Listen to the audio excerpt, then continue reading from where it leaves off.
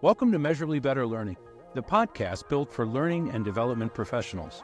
Whether you're an instructional designer, L&D professional, or corporate leader, get ready for insights and ideas that will transform your approach to learning, training, and development. So let's dive in. Welcome to the Measurably Better Learning podcast. I'm your host, Miriam Taylor, and today I have joining me my co-host, Dr. Jerry Zandstra. Good to have you today. Good to be here, Miriam. Thank you. Yeah, we're happy to have you because we're talking about an important topic, and I feel like you have, in particular, a lot of expertise in this area. We're talking about the C-suite and really helping them understand the value of your learning team. Yeah. I think we all sort of feel the pain, maybe the urgency of that at times, maybe, hopefully not in a lot of organizations, but it's there. Yeah. And so what we want to do is just talk through some of the different approaches we can take to helping the C-suite understand the value. But first, Jerry, why don't you give us just some context to this whole conversation? Yeah. So it's a different position to be in if you're the chief executive officer, chief financial officer, chief operating officer. You are in the unique role of making decisions about where to spend money and where not to spend money, and where to push things and where to pull back. And you're doing those things all in the context of not really understanding what they're all about. Many CEOs, CFOs really don't know how the sausage gets made. They're focused on buying the ingredients. And so it's not unusual at all for people who are making budgetary decisions about the value of learning, have no idea how it's made.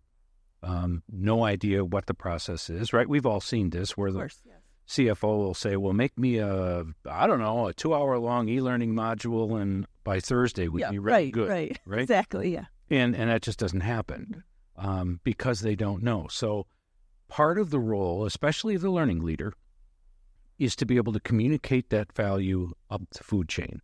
And there's a couple of reasons why you need to do that. And, you and I have talked about this sort of, I said it in the context of playing defense and playing offense. Good sports analogy. Yeah. I mean, you played a lot of sports. I played a few. You probably did a lot better than I did. But the defensive side is that you are constantly justifying your budget.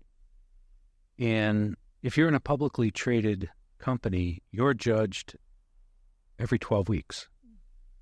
And then you're making annual plans, and those plans are known to a board, and they're known to stockholders and shareholders and stakeholders and a whole bunch of other people. And so part of this is communicating to play defense, to show not that you're spending money, not how many people took the course, not that they passed the quiz at 80%, but there's an actual value. There's not value in things. Right. No, but to the company to meet business objectives and all of that. Yeah. That's the value you're showing. Yeah, that you're actually moving the needle when it comes to the performance of the company. And you've been an instructional designer for a long time.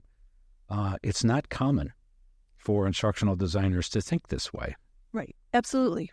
It's not. Yeah. And I think what they definitely think in terms of how many people pass the course or even some small ROL metrics. But as a learning leader, your position is far more high level. And to your point, it's to communicate the value in terms of moving the needle for the company. Yeah. So, so that's playing defense. Well, let's think about that a little bit, though, because you and I a couple of weeks ago had Brandon Carson from Starbucks on, and he used a fantastic analogy. He said, we have to get away from thinking of ourselves as order takers. He did. Yeah, that was. And I love that line, and agreed. It kind of caught my attention. That we're the people tell us what to make, we make it, we deliver it. More people tell us what to make, and I think that's pretty common. Unfortunately, we don't think of ourselves as value creators, and that's where we really need to play defense, I think. No, I think we found that on early in our careers, just allowing clients to kind of come to us and say, this is what we want, without really doing our due diligence.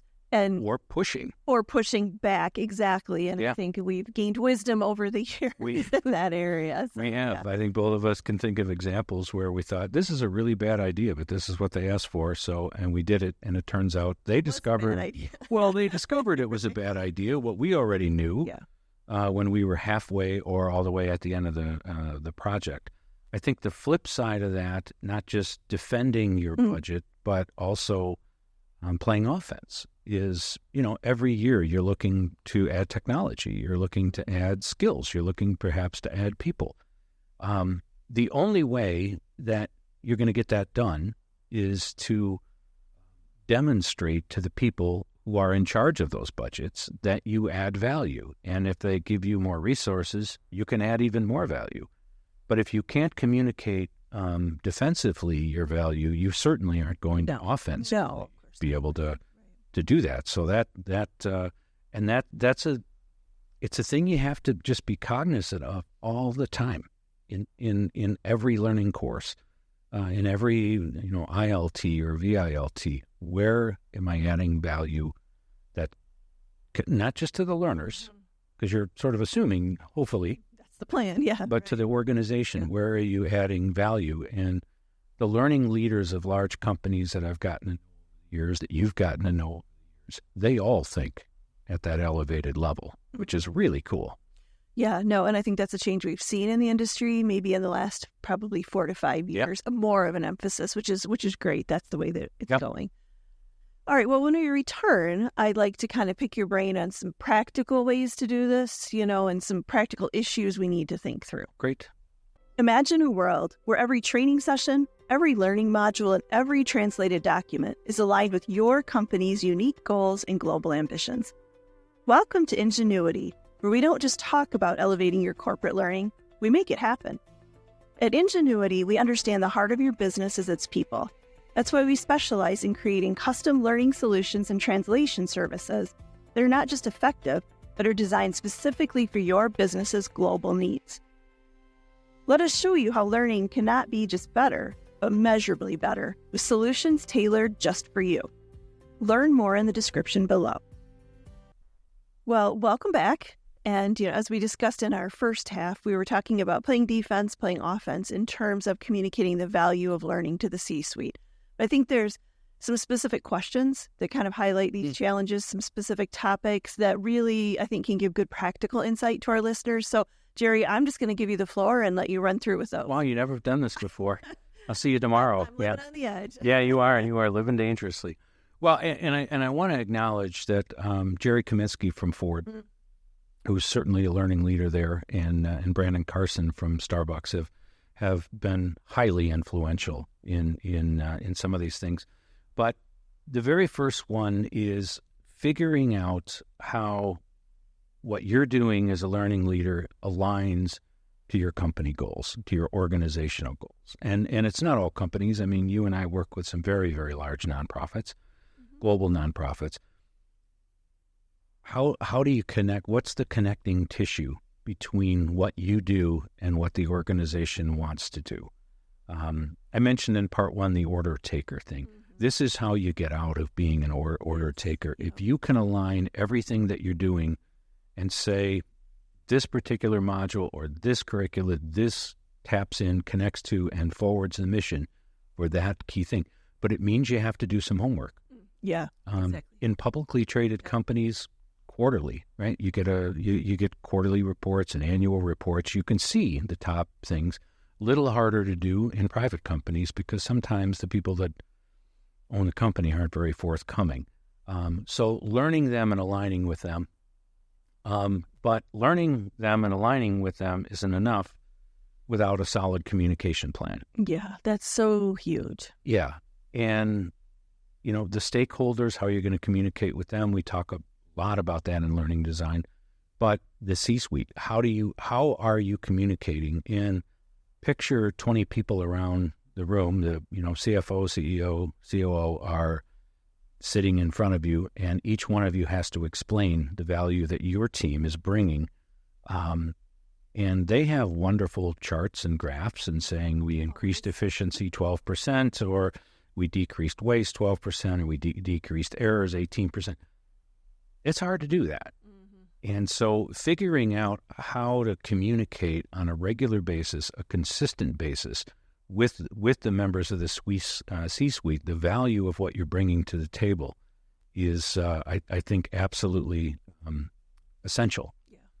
And it sort of leads to the third thing, right? A lot of reports that the C-suite sees are quantitative. It's numbers. It might be a spreadsheet. It's cool little graphs, good stuff's going this way, bad stuff's going this way. Whereas I think you can confirm or deny, but I think many people in the learning space who are learning leaders think qualitatively. Right. It's anecdotal kinds of things. We're storytellers, yes, right? Course, we think narratively. And so it's and I'm not arguing to do the one. Oh, right. No, to do all quantitative and no qualitative. But I think if you show up with all qualitative, all stories, and no numbers, that's not going to meet the needs of your audience, which ultimately equates to your own needs. Right, and I think that also kind of extends the misconception that learning can't be measured, and we absolutely know that's not the case. Right. So we want to come with both kinds of data and start to reinforce this new paradigm. Learning can be measured, and it does move the needle. Yeah. And then I'll credit Jerry Kaminsky for this one because I think it's Jerry Kaminsky of Ford.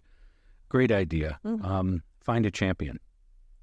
And it might not be the C-suite, but it might be a senior VP or a VP who has access to the C-suite. So don't, if you can, make that connection there.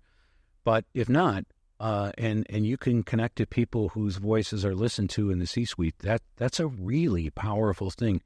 Spend time with them, get to know them, and demonstrate to them, and let them be the disseminators of your story, of your value that you're bringing to the organization. Jerry had kind of a cool thing. He said, I would identify one person and we really focus on getting their division or whatever really going well. And then the others would say, hey, how are you doing that? Right. No, that's a great idea. And that champion would come back and say, well, we engaged so-and-so. We've really worked closely with the learning team, and here's what they were able to do for us. So I think that's a pretty compelling. Agreed. And it seems common sense, but, make someone else's life easier, which in turn is going to help you at the root of it. And everybody else is going to want that too. Exactly. Yeah. Yeah. And I think another very practical thing is get the right members on your team. Get people who are committed to understanding the value, how you need to measure value and communicate value. And that might mean training the existing team that you have to think that way. Or it might mean bringing in people into your team that can do some complicated statistical analysis to be able to better see that. And then the tech stack matters, right? It does. It absolutely does. AI is wonderful, but especially in large organizations, they have often, as we've seen, multiple learning management systems. They have multiple authoring tools.